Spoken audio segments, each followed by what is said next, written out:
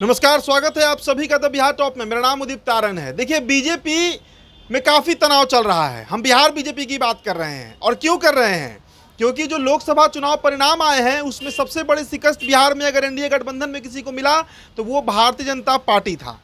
आप सोच रहे होंगे कि जदयू भी 4 सीटें लूज कर गई, लेकिन जदयू से वो अनुमान नहीं था। बार बार जो प्रिडिक्शन किया जा रहा था, जो विश्लेषण चल रहा था, वो यही था कि जदयू 7-8 सीट हार सकती है। कुछ बड़े पत्रकार तो यहाँ तक कह रहे थे कि जदयू 6 से 7 सीट 10 सीट तक हार सकती है, लेकिन ऐसा हुआ नहीं।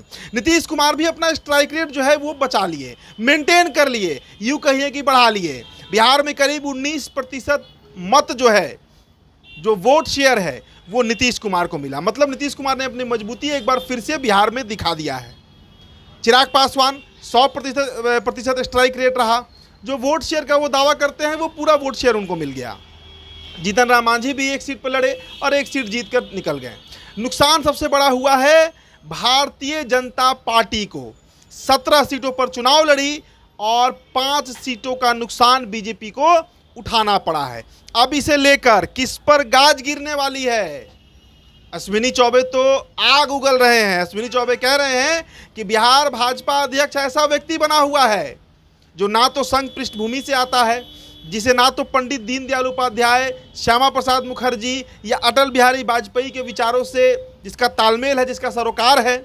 मतलब सीधे तौर पर सम्राट चौधरी पर हमला कर रहे हैं अश्विनी चौबे, और विजय सिन्हा भी लपेटे में आ सकते हैं। देखिए, हम ये बात क्यों कह रहे हैं, क्योंकि विजय सिन्हा बिहार के डेप्यूटी सीएम हैं।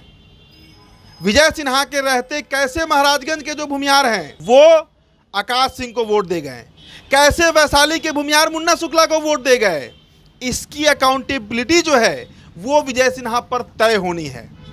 हो सकता है कि विजय सिन्हा का डिप्टी सीएम का पद चला जाए। अब सम्राट चौधरी पर तो और बड़ा तलवार लटक रहा है। कुशवाहा चेहरा बनाए गए थे, बिहार बीजेपी प्रदेश अध्यक्ष सबसे बड़ी कुर्सी भाजपा की दे दी गई, भाजपा के नेतृत्वकर्ता बना दिए गए। लेकिन नरेंद्र मोदी को भी पता है कि कुछ फैक्टर बिहार में पूरी तरीके से एनडीए खेमे में फेल रहा है।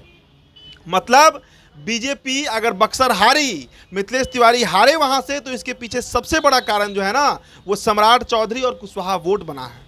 उपेंद्र कुशवाहा तो मान लीजिए बीजेपी में नहीं है, हालांकि वो भी फिसड्डी साबित हुए हैं, कोई फैक्टर नहीं बन पाए हैं। तो बीजेपी में बड़ा मंथन का दौर चल रहा है। प्रदेश अध्यक्ष बदले जाएंगे और प्रदेश अध्यक्ष इस बार ब्राह्मण या बनिया बनेगा। देखिए, बीजेपी को इस बात का आभास हो गया है। बीजेपी पिछले 3-4 सालों से लगातार अति पिछड़ा पॉलिटिक्स बिहार में कर रही थी, लेकिन परिणाम अनुमुताबिक नहीं आया।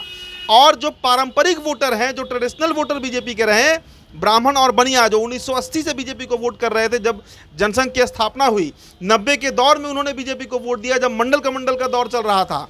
अटल बिहारी वाजपेयी के समय वो समाज जो है वो जुड़ा रहा, और नरेंद्र मोदी को भी आगे बढ़ाने में एक बड़ी भूमिका ब्राह्मण और बनिया का रहा है।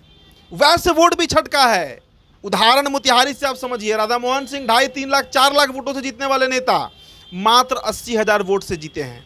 वैश्यों में नाराजगी थी कि शिवहर क्यों छीन लिया गया, क्यों रामा देवी का टिकट काटकर लवली आनंद को टिकट दिया गया। तो बड़ा समीकरण जो है ना वो बिहार में बदलने जा रहा है। बीजेपी बे इसका मंथन चल रहा है। लोकसभा का हालांकि सत्र चल रहा है, अभी बिहार विधानसभा सत्र भी चलेगा, लेकिन इसके बाद ये आप तय मानकर चलिए, पक्की खबर आपको बता रहे हैं, बीजेपी में चर्चा है पटना से दिल्ली तक, बिहार बीजेपी दफ्तर चले जाइए या दिल्ली, वहां पर तय माना जा रहा है कि सम्राट चौधरी की कुर्सी खतरे में है। हो सकता है कि उनका डिप्टी सीएम का पद भी चला जाए। प्रदेश अध्यक्ष का पद तो जाना तय ही है, डिप्टी सीएम की कुर्सी पर भी खतरा है। विजय सिन्हा के साथ भी ऐसा ही गुणागणित देखने को मिल रहा है। तो हो सकता है कि ब्राह्मण और बनिया पे एक बार बीजेपी फिर से दाव लगाए और प्रदेश अध्यक्ष और बिहार में डिप्टी सीएम का चेहरा, चूंकि देखिए नीतीश कुमार काफ़ी कंफर्टेबल नहीं रहते हैं विजय सिन्हा और सम्राट चौधरी के साथ, तो उस पर भी चर्चा चल रही है। तो कई तरह के बदलाव बिहार बीजेपी करने जा रही है। अश्विनी चौबे इस ताक में हैं कि उनको बिहार बीजेपी का प्रदेश अध्यक्ष बनाया जाए, उनके नेतृत्व में एक बार पार्टी फिर से काम कर सके। क्योंकि ब्राह्मण वोट भी इस बार बीजेपी से छटका है। CSDS लोक नीति का जो रिपोर्ट आया है उसमें साफ तौर से बताया गया है कि जो भूमिहार हैं वो मात्र 55% और राजपूत मात्र 64% ही बीजेपी को वोट किए हैं। तो बीजेपी इस पर विचार कर रही है कि कहीं हमारे पारंपरिक वोटर छटक गए तो पिछड़ा अति पिछड़ा तो नीतीश कुमार के वोटर हैं, तो ऐसे में उनको पकड़ के रखो जो हमारे साथ रहा है। इस कारण बड़े बदलाव के संकेत बीजेपी से मिल रहे हैं। फिलहाल इस रिपोर्ट में इतना ही। बहुत बहुत शुक्रिया।